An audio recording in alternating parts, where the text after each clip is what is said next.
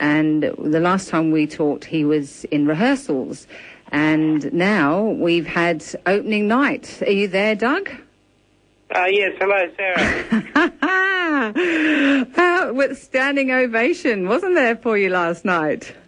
Yeah, it was crazy. I didn't realise I was getting told backstage to get back out there. So, yeah. So how do you feel now that the opening night's over? How do you feel about that? Oh, very good. Yeah, I'm pleased that it received such great feedback last night. Yeah, it's a strange feeling, but still plenty of shows to go, so I've got to keep up the energy. Well, you did a fantastic job, Doug, last night. You just held everyone's attention from the moment you came out on stage, and I think the opening for me, with you sort of whizzing around, I don't know.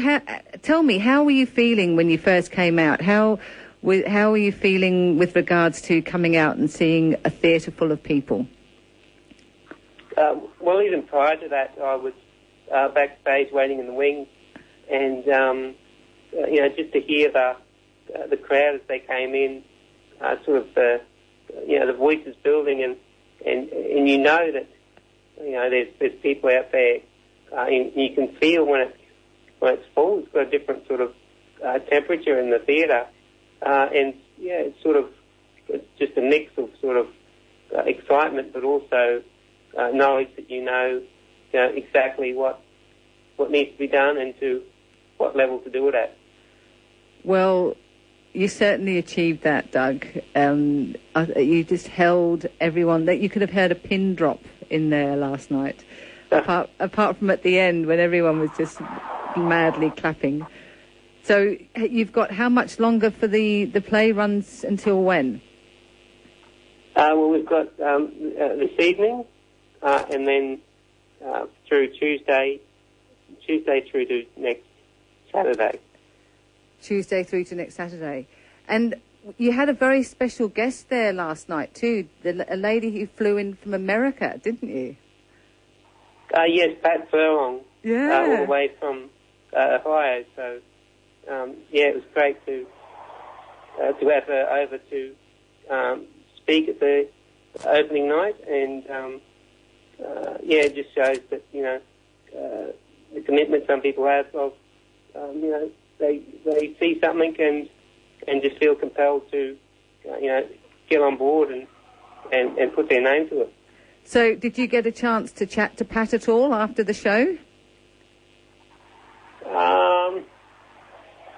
No, I didn't myself. I had a brief sort of chat with her, but no giant conversation. But yeah. I could hear from the theatre beforehand lots of clapping for her speech. So I'm sure everyone was sort of enthralled by her. She's a very captivating woman to be near. Well, you never know, Doug. You could be heading off to America next. Taking the show to the States. Wouldn't that be exciting? I think that's a funny thing, but anything's possible as we are humans. That's exactly right. Absolutely. Well, I'm going to just now play a little bit of the feedback that we got from last night. We've got a few little interviews here, so I thank you so much for your time, Doug, and all power to you. It was just fabulous, and I hope you have a very good season. I'm sure you will. I think you'll get rave reviews, and I'm sure you'll get a lot of people coming to see the play because it's fantastic. Thank you very much, Sarah, for all your support, and I hope people get out there and see it. Yeah. Love your work, Doug. You have a great day. You too, Sarah. Thank you very much. Thank you. Bye. Bye. Excuse me, do you mind if I ask you what you thought about the show? Is that all right? It will be put on radio tomorrow morning. Do you mind if I ask you what you thought about Propelled, to talk on the... Yeah? Look, it was perhaps one of the most thought-provoking and most interesting shows I've seen in many years. While I'm not a play enthusiast, it was one that made you think just how people are treated. And yeah, we all have our obstacles in life, but our obstacles are not as bad as our neighbours. What do you mean by that? Not as bad as our neighbours? Well, we tend to always look at our own obstacles and say, oh, this is a major, major problem. How am I going to overcome it? But when you see people like Doug, you think that he's not only looked at his obstacle, he's not only identified it, he's overcome, he's adapted, and he's triumphed.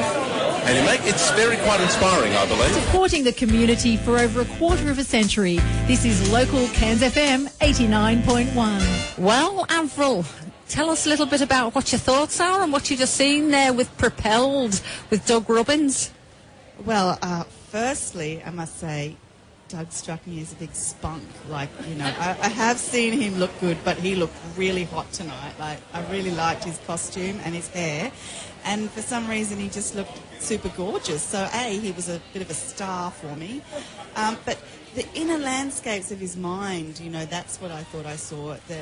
The play allowed us to see all of, well, not all of, I'm sure, but a lot of corridors into somebody, into Doug, who's got Duchenne's muscular dystrophy, and, you know, a different experience for many of us on the planet, and that the corridors into that were so like corridors in me, you know, and corridors in other people I know. It was beautiful, really beautiful. The stars spinning at the end was really magical.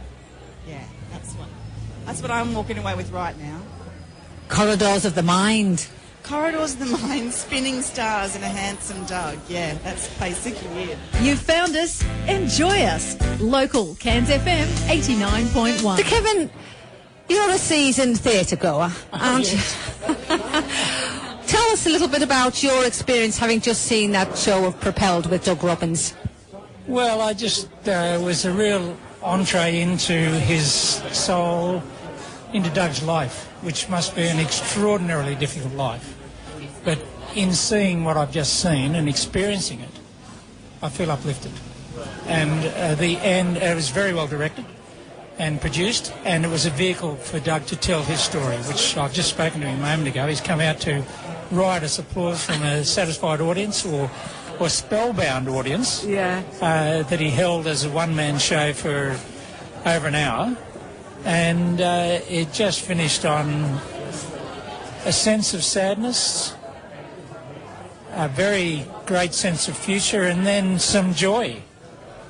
And if you really think about Doug's life, his situation, the cage that he's in, to see him out there on stage is just awesome.